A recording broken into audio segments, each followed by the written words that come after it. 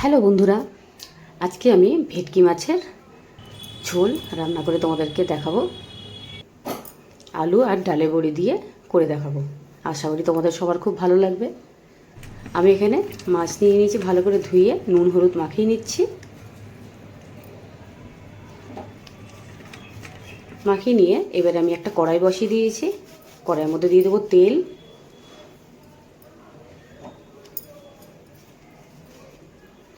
এবার আমি তেলটা গরম হওয়ার পরে মাছগুলো দিয়ে দিয়েছি।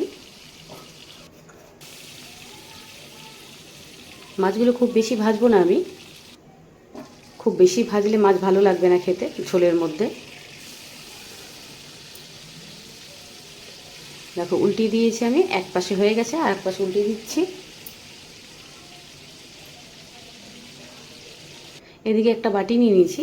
বাটির মধ্যে আমি 1 চামচ আদা বাটা, 1 চামচ রসুন বাটা, 1 চামচ জিরে গুঁড়ো, 1 চামচ হলুদ গুঁড়ো আর 1 চামচ লাল লঙ্কার গুঁড়ো, স্বাদ মতো নুন আর একটু জল দিয়ে এটাকে আমি রেডি করে নেব মশলাটাকে।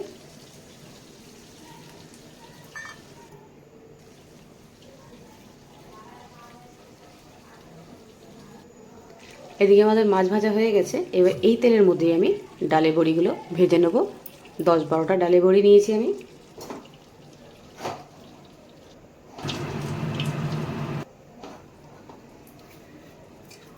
ডালে বড়িগুলো একটু লাল করে ভেজে নেব।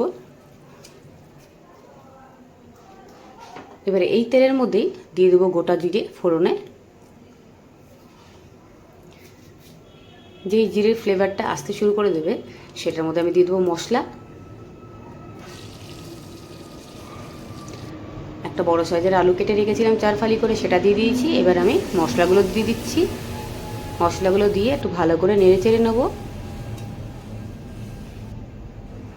দেখো আমাদের প্রায় তেলটা ছেড়ে দিচ্ছে, মশলাটা প্রায় কষানো হয়ে গেছে, তেলটা ছাড়তে শুরু করে দিয়েছে। এবার এটার মধ্যেই আমি ভেজে রাখা মাছ আর ডালে বড়িগুলো দিয়ে দেবো।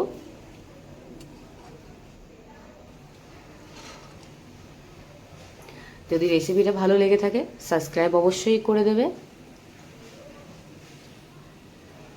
নতুন নতুন ভিডিও পাওয়ার জন্য সবসময় আমার পাশে থাকবে। কমেন্ট বক্সে কমেন্ট করবে আমার এই রেসিপিটা তোমাদের কেমন লেগেছে। তা আমাদের মাখানো হয়ে গেছে মাছের সাথে বড়ির সাথে মশলাগুলো। এবার আমরা জল দিয়ে দিচ্ছি।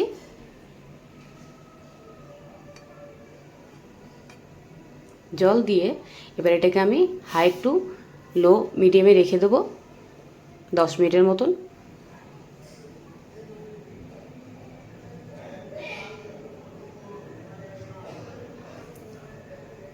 নিশ্চয়ই তোমরা একটা জিনিস খেয়াল করেছো, আমি তেল খুব কম ব্যবহার করি যে কোনো রেসিপিতে। দুটো কাঁচা লঙ্কা হালকা করে একটু চিড়ে আমি দিয়ে দিয়েছি।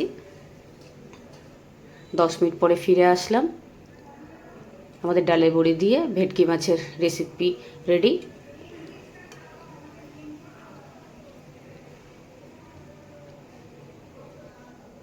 একটু গরম মশলা গুঁড়ো দিয়ে দিয়েছি।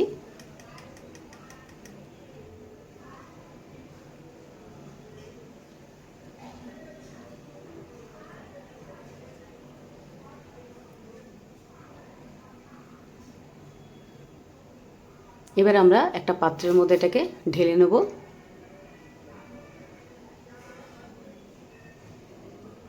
আমাদের ভেটকি মাছের রেসিপি একদম রেডি। যদি আমার এই রেসিপিটা তোমাদের ভালো লেগে থাকে লাইক শেয়ার কমেন্ট অবশ্যই করে দেবে।